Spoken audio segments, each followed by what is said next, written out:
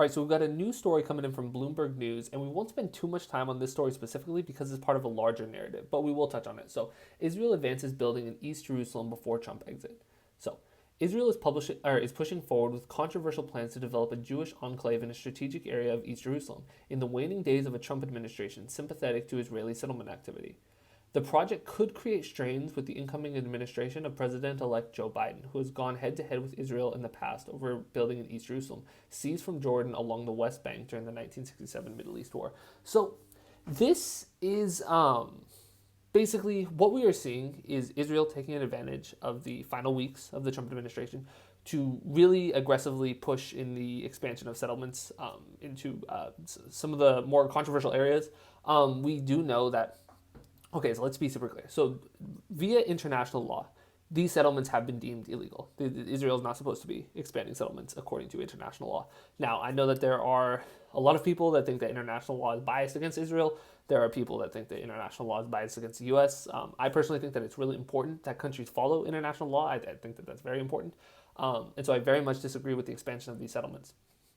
I also thinks that these settlements make it very possible to move towards, or I'm sorry, make it very difficult to move towards the plan that a lot of people think is the answer to this, which is a two-state solution.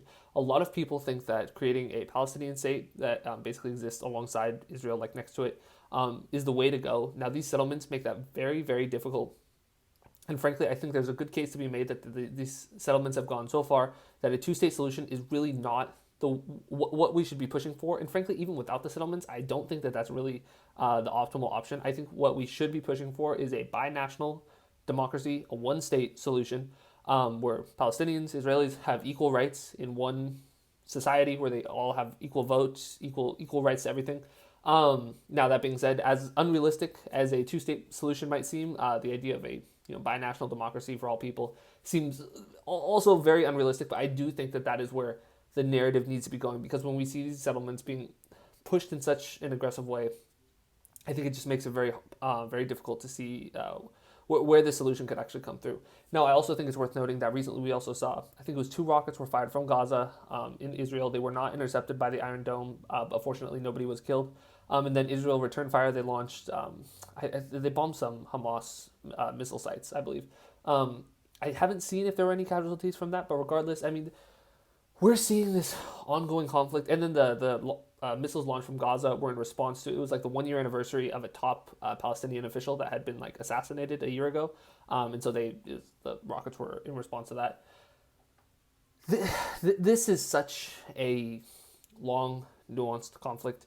I do think the word apartheid is appropriate, especially in certain regards. I think that when you have leaders like Desmond Tutu of the African National Congress using words like apartheid to describe what's happening in regarding Israel-Palestine, like what is happening in that situation, I think that it does become appropriate. Now, obviously, these aren't exactly parallel situations. There are some pretty big differences, but I think we do pretty clearly see an apartheid system where the Palestinians are both within Israel. Now, within Israel, it becomes much more complicated because I know it is more nuanced, but I know that there are instances within Israel of people saying that they don't have equal rights and equal opportunities and of that nature.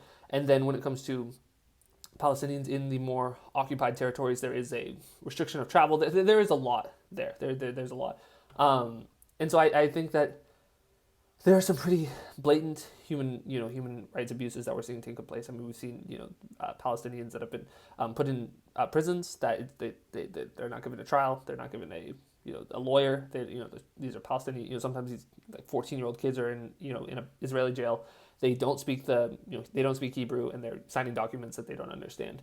And so this we have to be hopeful that the Joe Biden administration is more confrontational towards it. Now, I use the word confrontational hopefully lightly. I don't mean in like a military sense, but I think that the Biden administration needs to not let Israel just do whatever they want when it comes to these expansion of settlements, and that's basically what Donald Trump has done. Donald Trump has been very much a friend to Israel in that regard, where he has been very pro what Netanyahu is doing. And so I think this is, I don't necessarily know right now what the best possible step, other than we hope that Joe Biden can stop the expansion of settlements. Has to stop, like that. It just has to stop. But at no point has the settlements stopped being built, and we need that to happen. And so I think that that's probably in the most immediate sense that is the biggest thing that we should be pushing for. But long term, I think that we need to be thinking about how we work towards that single state binational democracy for all people in the region. I really think that that is the most optimal solution. So anyway, I know this is a dense, difficult conversation. If anyone thinks I got anything wrong in this video, or if I did, just did get something wrong, please let me know in the comments. If you disagree with anything I said, please let me know. I'd love to hear why. But if you did enjoy the video, please let me know in the comment section and like and subscribe. Other than that, have a great day.